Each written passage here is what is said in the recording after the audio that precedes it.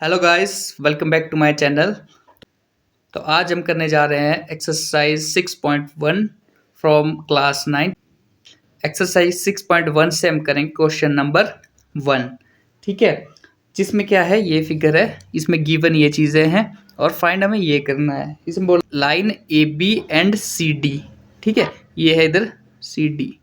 इसमें बोला है line A B and line C D intersect at O. Intersect का मतलब है ये दोनों आपस में ओ पॉइंट पे मिल रही है। ठीक है, और इसमें हमें angle A O C plus angle B O E is equal to 70 degree है, angle B O D 40 degree है। हमें निकालना है angle B O E and reflex of angle C O E.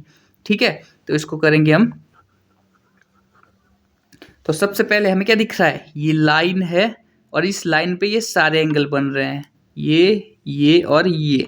ठीक है, ये तीन एंगल क्या है एक लाइन में, इसको क्या बोलते हैं हम, लीनियर पेयर एंगल्स। ठीक है, इनके सब का सम होगा 180 डिग्री के इक्वल। कौन कौन से हुए, एंगल ए ओ सी ये वाला, C O E and angle B O E. ठीक है, angle A O C plus angle C O E plus angle B O E, इन सब का सम होगा हमारे पास 180 डिग्री के इक्वल। ठीक है, इसमें हमें ए O C plus A B O ई कितना दिया हुआ है, 70 डिग्री के, तो इनको हम लिख लेंगे ब्रैकेट में।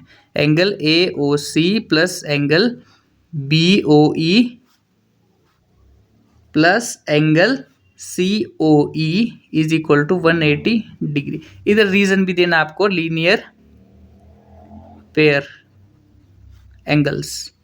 ठीक है, जिनका सम होता है 180 डिग्री के इक्वल। ये इसका मैंने इंट्रोडक्शन पार्ट में समझाया हुआ आपको कि कैसे करना है, तो आपने इंट्रोडक्शन पार्ट देख लेना है। ठीक है, अगर समझ नहीं आ रहा है तो angle A O C plus angle B O E हो गया हमारे पास 70 डिग्री, और ये हो गया angle C O E is equal to 180 degree. यहाँ से एंगल सी ओ ई निकल जाएगा 180 डिग्री माइनस 70 डिग्री, तो एंगल सी ओ ई आ गया हमारे पास 110। ये अभी एंगल निकला है ना बस। ठीक है, एंगल सी ओ ई निकला हुआ है। ठीक है, हमें निकालना है reflex of angle C O ई। अब मैंने बताया था आपको, रिफ्लेक्स एंगल वो होता है, जैसे ये एंगल है एंगल सी ओ ई, इसका रिफ्लेक्स होगा पूरा, ये वाला होगा इसका रिफ्लेक्स पार्ट। पूरा एंगल मिलके बनता है हमारे पास 360 डिग्री का, बट ये हमने निकाल दिया 110।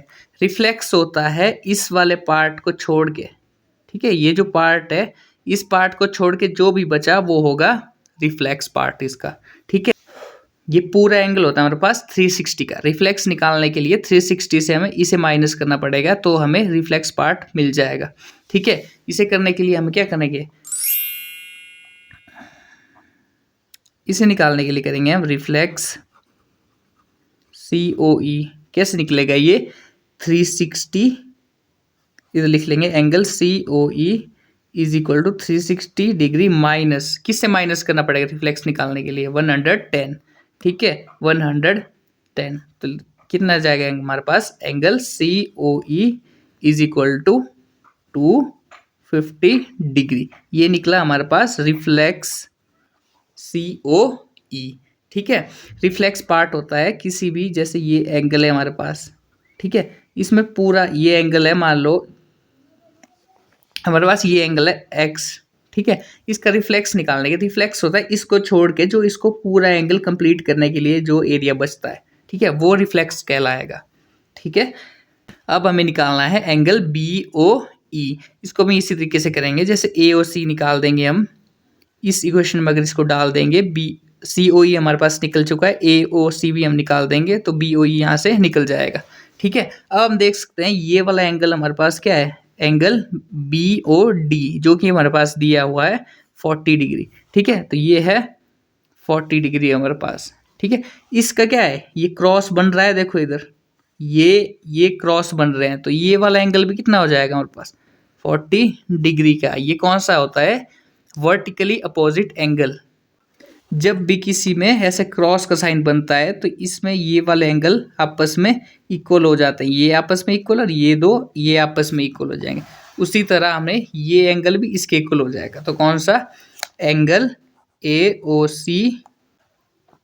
तो हमारे पास एंगल ए ओ सी किसके इक्वल हो जाएगा, एंगल बी ओ डी के। ठीक है, तो एंगल AOC निकल जाएगा हमारे पास, कितना दिया हमारे पास 40 डिग्री। ठीक है, AOC निकल गया।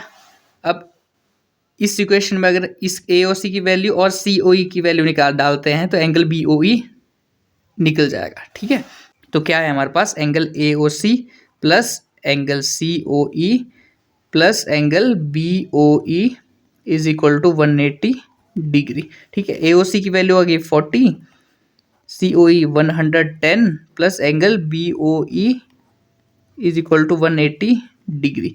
इन दोनों को प्लस करेंगे आता है हमारे पास 150 degree plus angle BOE is equal to 180 degree.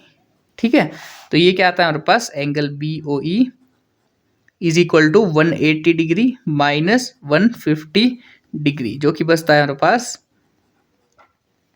30 degree.